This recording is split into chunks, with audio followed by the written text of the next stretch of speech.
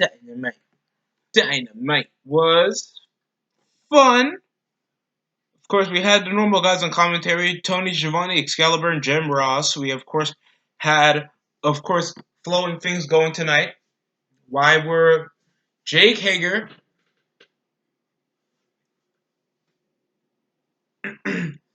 former LAX members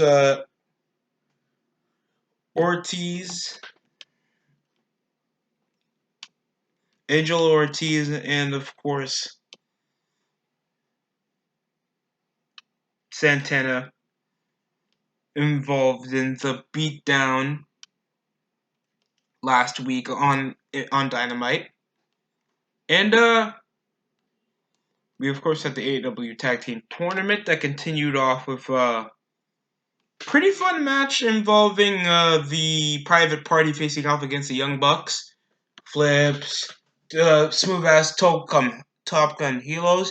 I liked the intro of the promo that these guys were having for 50 splashes. Cleaning out the house off the springboard, of course. If you've seen a Young Buck match before, that they're not hard to find. Literally, they're in any other indie promotion, Ring of Honor, PWG, New Japan, Impact Wrestling, TNA. You have seen every Young Bucks match there is to find. The Private Party are like the Street Profits, except both of them are athletically gifted as fuck. Super kicks off the wazoo. It was really good. It was really good that they would actually push Private Party as the win. I can see why they wanted to keep it like fresh because they're the Young Bucks. They're already the most top tag team in the building. They're obviously trying to build up for other characters, and I find it nice that they at least give the Private Party this piece. And I'm saying a lot of pronoun P's right now because this was a pretty decent opener. This was a good opener. Next up, we had the AEW World's Champion of the World, Chris Jericho, coming out with Sammy Guevara, Jake Hager, Santana, and Ortiz, bringing up, we got a name, and I'm going to beat the ever-living shit out of Cody, minus the Rhodes. Brung up Dustin Rhodes, insulted them, bringing up most of the accomplishments of most of the faction, even though I don't feel like this has any rhyme or reason other than, oh shit, we don't have a wrestling faction. We can make the Bullet Club. No, that's strictly New Japan. Oh, fuck. Jericho can make a faction. Jericho makes a faction, I guess.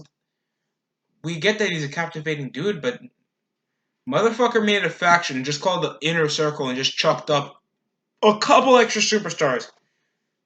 Jake Hager got another fight in like a month or so. We have a fucking Sammy Guevara that's not even developed after just losing against Cody on the opener of the Dynamite before that episode.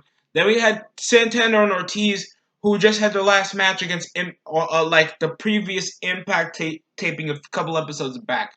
And then we're just going to make this a sort of rushed faction and call it the Inner Circle when we really got that many character development. Even though we know this is just to make sure the world champion has some bodies on the floor just so we can talk more shit. It's fine. Of course, he referenced a little bit of the bubbly thing that got a little mark shit for me because obviously it's the most popular thing to talk about whenever it comes to Chris Jericho, and anything Chris Jericho says comes out of his mouth, it becomes the most popular thing for at least a year or years to come. Obviously, we had You May Just Made the List, Stupid Idiot, Scarf, Apple, Tin, and of course it comes with a little bit bubbly. Yeah, and now just being the shit out of you. The Jericho just knows how to like make sure his words count. He's obviously still the most well-known ongoing wrestlers of this day. He has have over a 20-year career, and he's obviously like still one of the best wrestlers of his generation that can still go in his age, shockingly. And of course, he also went over Darby Allin and disrespected him No, no, that was later in the show. Thanks, Darby Allin beat the shit out of him and attacked him with a skateboard after the little assault that happened in the main event of the tag team match. That was scheduled to be. It was scheduled to be Dustin Rhodes and Hangman Page against Chris Jericho and Sammy Guevara. The next match was going to be Jimmy Havoc and Darby Allin for the number one contenders match for the AEW title come next week. And he referenced the Full Gear pay-per-view that will be November 9th, and it'll be Cody facing off against Jericho if he retains against Darby Allin. I like hearing unique names for pay-per-views, at least. It's nice. The Inner Circle sounds fun, but it doesn't seem for guys like that gel with Jericho. That's my problem with it. It doesn't have guys that that have more flash, that have more aggressive or more out loud personality, or at least guys that are more funnier or at least more captivating, like it was for Kevin Owens. Thanks, we know Kevin Owens can play in a hilarious, entertaining, aggressive heel, and as much as he's fat, annoying sometimes, and his moveset can be repetitive, you can't tell me you won't listen to Kevin Owens whenever he has something to say. And that's a good thing.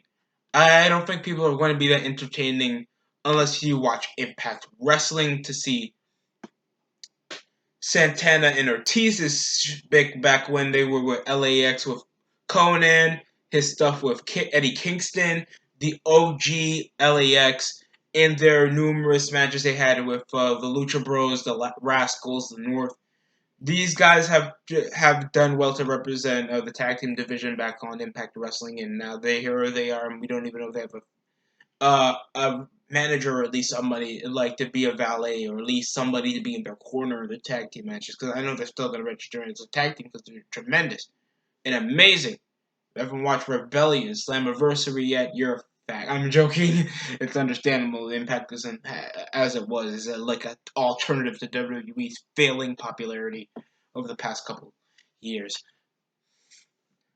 Then we had Jimmy Havoc facing off against Darby Allin for a number one contenders match, and of course, as soon as Jimmy Havoc started making his try-hard appearance, trying to think that he's a captivating hardcore wrestler, coming out saying that he likes the pain, and over his 15-year career, he likes the pain, and he was working on the fingers. It was a nice little wrestle, and these guys were being incredibly violent, even though these guys had a hardcore match the opening week like sold out.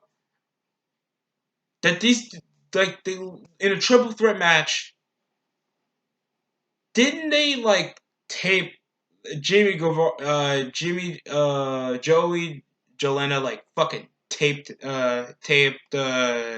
Jimmy Havoc's mouth shut with fucking thumbtacks in his mouth and then super kicked him in the face. That's how brutal this was. But this was at least a fucking match. Last time they also were trying to put up the references. Last time, Darby Allin was in a match with Cody that it ended in a 20-minute draw. It was nice. A couple rest holds, and they started getting more physical off roll down moves. Then they came off to I think some kind of neck breaker, some spinning neck breaker over for a whatever they call it, the coffin drop, the fucking Death Valley driver, then a Tiger driver from Darby, then Jimmy kicked out of two, and I think Darby Allin just hit him with the coffin drop and got the three. And the coffin drop is just a backwards diving headbutt.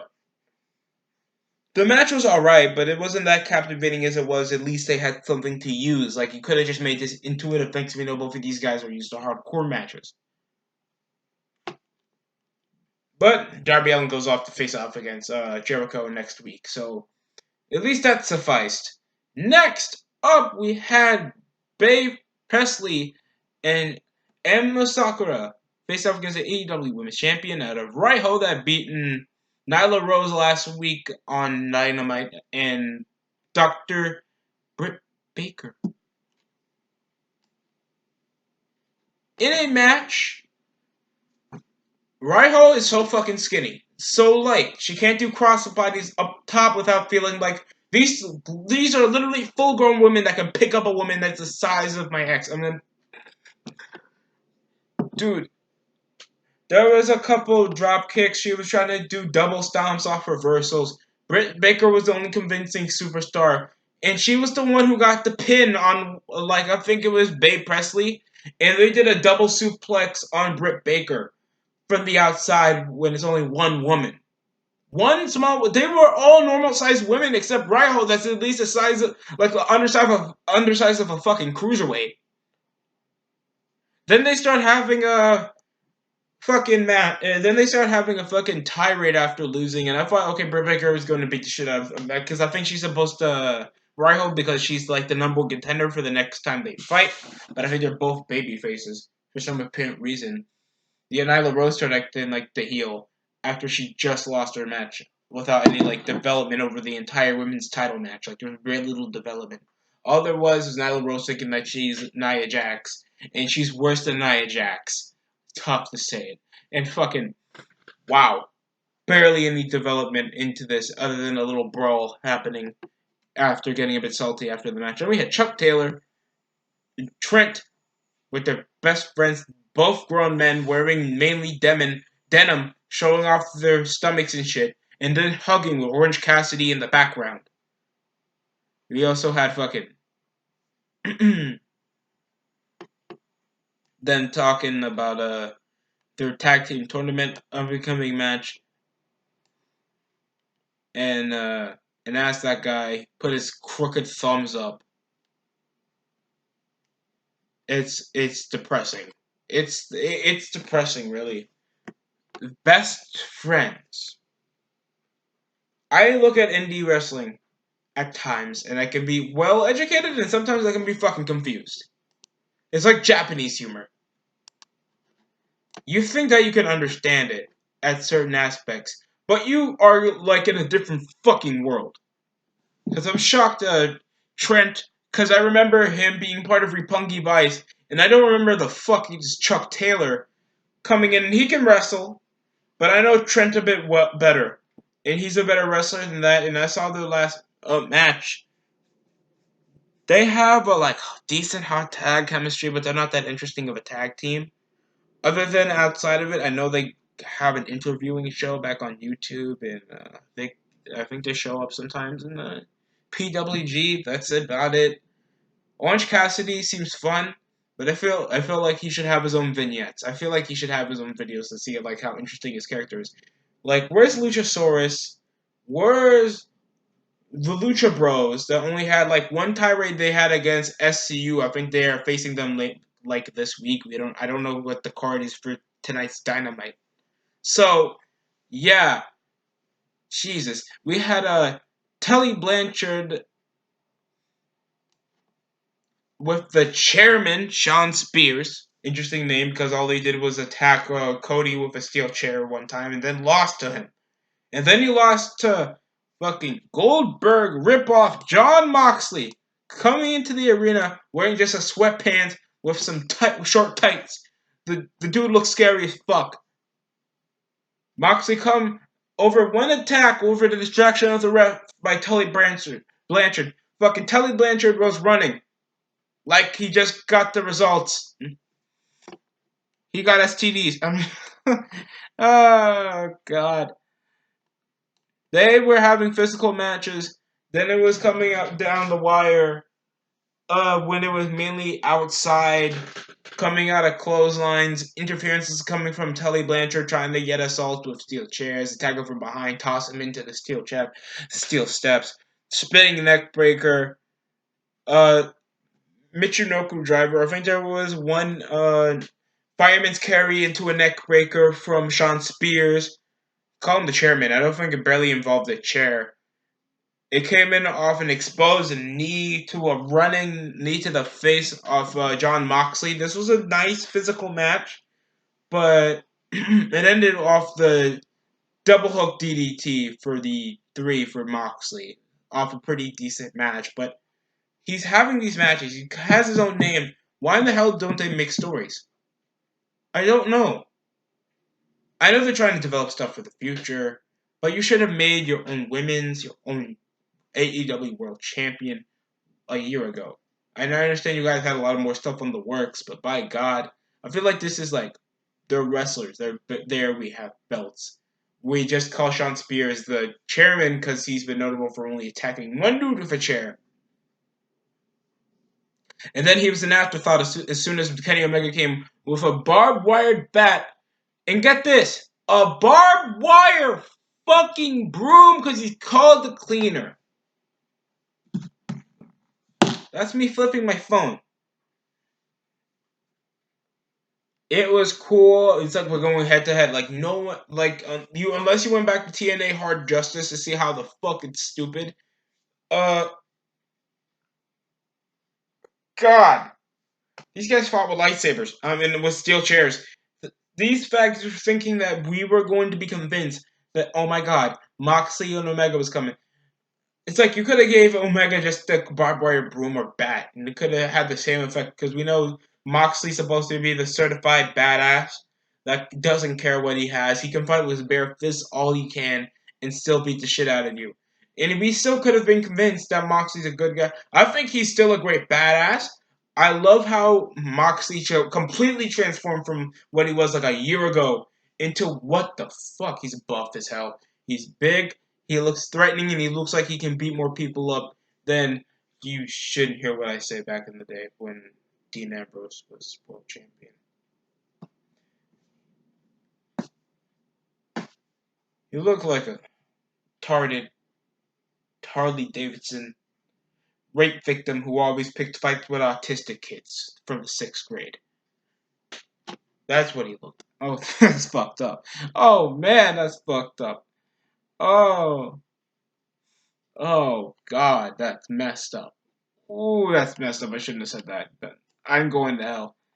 Well, it was a good match. It was a good little physical match, and the segment that he had with Omega wasn't that big of a deal because it just ended up with I think Omega getting tossed with the bat, Omega tossing the bat. Then Pac came in, I think, attacked Kenny Omega because of I don't know why would he attack Omega and not Moxley or something.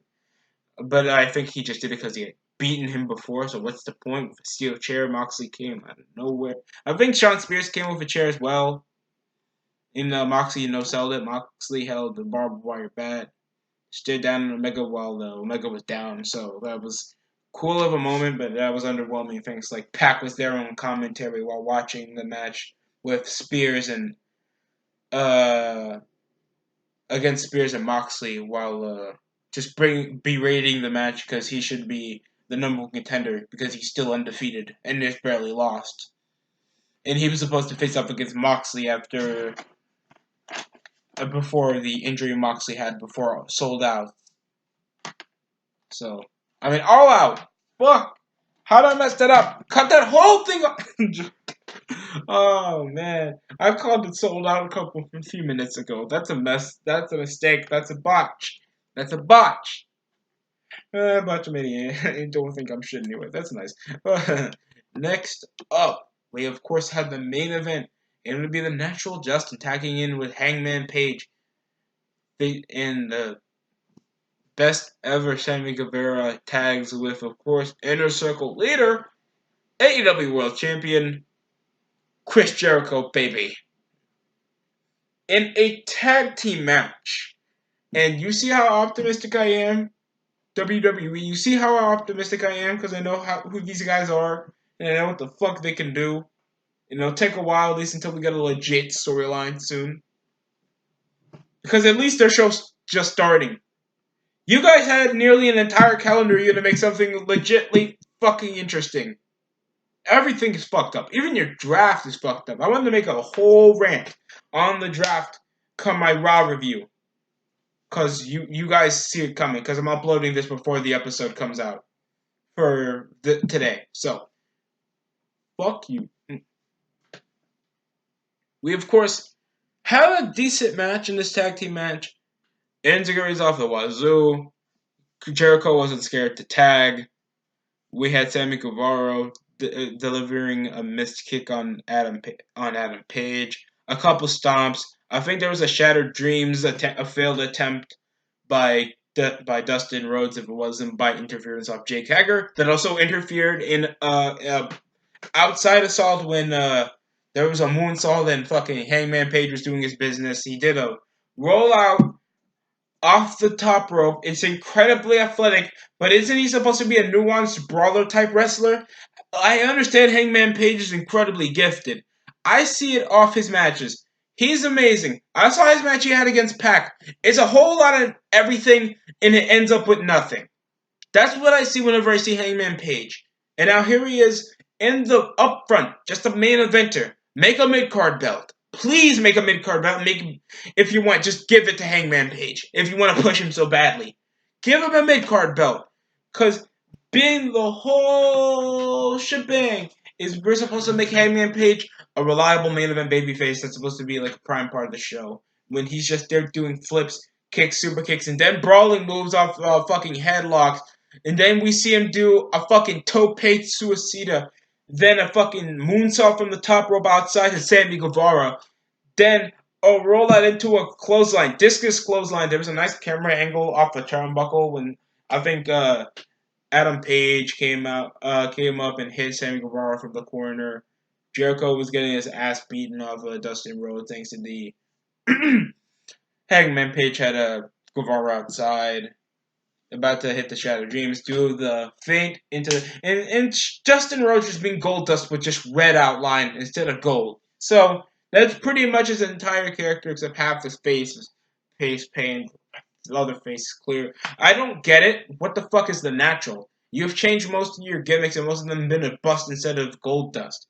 That's all you're identified for. Just stick with it. Jericho's just being Jericho. Why the fuck you can't just be gold dust? Nothing's wrong with that.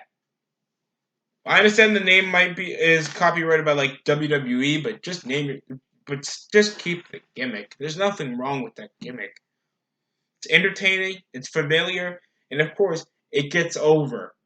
Any generation they can get over. So I don't see what's the problem with it. And we get no other like response after what Jericho did and said about you and your family. And you're in a tag team match where you can literally conflict with the dude. And then we end off you getting a failed lion, so we had a Judas effect off interference coming from Jake Hager stopping fucking Gold Dustin. See how terrible that is. Giving him clothesline. Then Jericho waiting patiently to give him not the code breaker, not the moonsault, lion salt, not the walls of Jericho. He hit that on I think Dustin or fucking he hit that on I think Cody Rhodes after the show and fucking hit the Judas effect to win, and he's winning matches at least as a world champion, but this is still like underwhelming of a main event. Other than the little flash out when it was the numbers game. Cody Rhodes is coming with the number game, but still coming like Dan Santana and Ortiz were coming to the fray. MJF was coming with a steel chair, and we thought he was gonna join the inner circle. He comes out, cleans house, grabs Jericho, but I think he got and then the Young Bucks came. Then Darby came, skateboarding for the entrance and beating the shit out of Jericho, and the inner circle was stopped by the Elite, MJF, number one contender Darby Allin. Everybody was up in the fray. And then Allin screaming, I'll see you next week. It'll be a funeral. Because he's dark. Ooh. Not the first time we had a wrestler that looks not built for the sport talking about death. Ooh, shit. Darby Allin's hardcore as shit because half his face is fucking face painted as a skeleton. And he's built like a dude that used to rape middle schoolers. So that's fucking lit. Oh God, this show gets a surprising 5 out of 10. I thought there was a lot of stuff I liked. I just thought that there should have been a bit more added into it, a bit more promos. Jericho's promo was fun. It was amazing. Had kept the fans captivated. I liked the Sean Spears and I liked the Sean Spears match with John Moxley, but Spears got to stop losing. Give him a squash match. I thought they needed to add more guys. I thought the commentary was somewhat on point. The opening match was tremendous. I just hope more screen time is put on some of the wrestlers. Just make them promos. They don't have to compete. And just get everything singled out before gear. Full. What's it called again? Fucking what? Gear. Full gear. Shit.